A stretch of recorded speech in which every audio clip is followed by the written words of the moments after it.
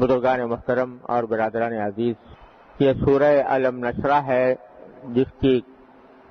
کچھ تشریح پچھلے جمعہ سے شروع کی تھی۔ اس میں اللہ تبارک و تعالی نے حضور نبی کریم سرور دو عالم صلی اللہ علیہ وسلم کو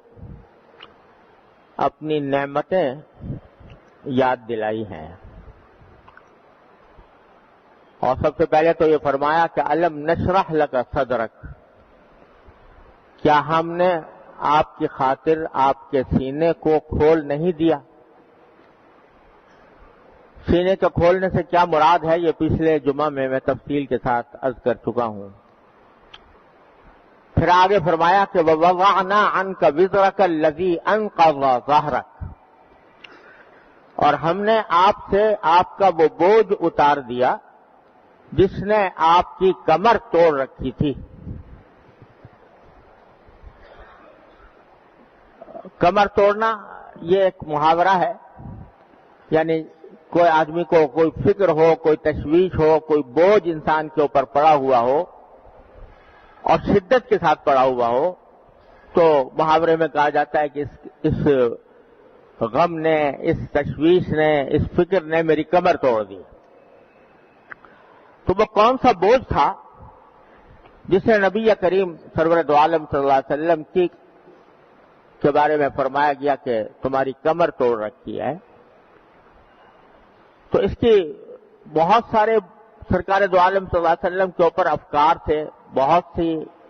سے مسائل تھے، لیکن سب سے اہم اور سب سے زیادہ حضور اقدس صلی اللہ علیہ وسلم کے لیے بوجھ کی جو بات تھی وہ نبوت کی ذمہ داریوں کا بوجھ تھا، اور اس امت کی نجات، امت کو نجات دلانے کی کوششوں کا بوجھ تھا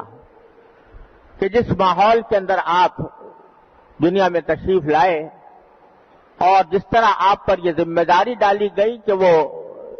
پوری دنیا جو کفر اور ضلالت میں ڈوبی ہوئی تھی اس کو ہدایت کے راستے پر لائیں اور اس کو جہنم سے نجات دلوائیں، اتنی بڑی ذمہ داری جو اس سے پہلے کسی پیغمبر پر نہیں آئی۔ اس لیے کہ نبی کریم صلی اللہ علیہ وسلم کی تشریف آوری سے پہلے جو پیغمبر آتے تھے ان میں سے ہر پیغمبر اپنی قوم کے اندر مبعوث ہوتا تھا۔ مثلا حضرت صالح علیہ السلام قوم سمود کے اندر مبعوث ہوئے تھے اور انہی کی حد تک آپ کو دعوت دینی تھی۔ حضرت ہود علیہ السلام قوم عاد کی طرف مبعوث ہوئے تھے، قوم عاد ہی کی حد تک آپ کو دعوت دینی تھی، اور دوسری قوموں کی طرف دعوت دینے کا آپ کو ان لوگوں کے اوپر بوجھ نہیں ڈالا گیا تھا۔ حضرت موسیٰ علیہ السلام، حضرت عیسیٰ علیہ السلام یہ بنی اسرائیل کی طرف مبعوث ہوئے تھے، بنو اسرائیل کی حد تک ان کی دعوت محدود تھی، لیکن حضور اقدس صلی اللہ علیہ وسلم کو اللہ تبارک و تعالی نے خاتم النبیین بنایا، آخری پیغمبر، اور آپ کی دعوت صرف قریش کی حد تک یا عرب کی حد تک نہیں تھی، پوری دنیا کے لیے تھی، اور پوری دنیا کے لیے بھی دنیا کے آخری دن تک،